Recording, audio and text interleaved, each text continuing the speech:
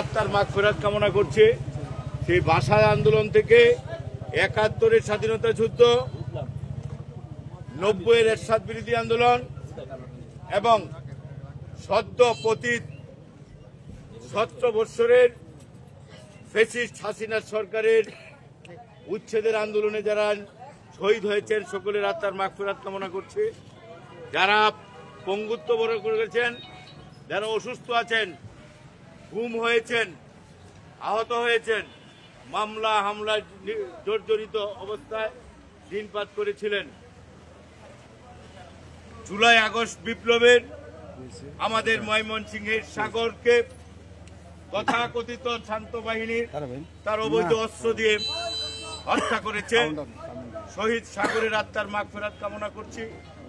আজকের এই মুক্ত দিবস ময়মনসিংহের 10 ডিসেম্বর উপলক্ষে সকল শহীদদের প্রতি আমরা শ্রদ্ধা জানাই, তাদের আত্মার মাগফিরাত কামনা করি। পাশাপাশি পৃথিবীর বুকে যতদিন মানুষ থাকবে আমরা শহীদ রাষ্ট্রপতি জিয়াউর রহমানের সৈনিকেরা আজকের এই মুক্ত দিবসে শপথ নিতে চাই।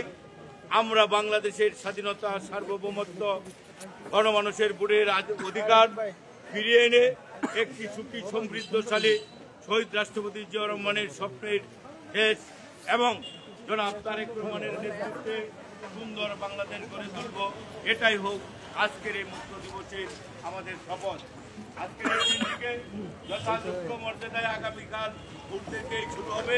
আমরা শহীদদের আত্মার মাগফিরাত তাদের স্মৃতির কারণে আমরা তড়িৎ গতিতে একটি কর্মসূচি নিয়েছে ময়মনসিংহ মহানগর বিএনপির অঙ্গ এবং সহযোগী সংগঠনের এবং জেলার উদ্যোগে একটি যৌথ কর্মসূচি, যে ময়মনসিংহে বিভিন্ন আনাচে কানাচে শীতার্ত মানুষের কাছে, দরিদ্র শীতার্ত মানুষের কাছে আমরা সেই শীত বস্ত্র বিতরণ করব। ইতিমধ্যেই আজকে অনেকেই এখানে যারা আসছেন, আপনারা হুড়াহুড়ির কোনো দরকার নেই। আপনারা এনে মাত্র কয়েকজন, আপনারা আপনাদের একজন করে একটি করে কম্বল পাবেন।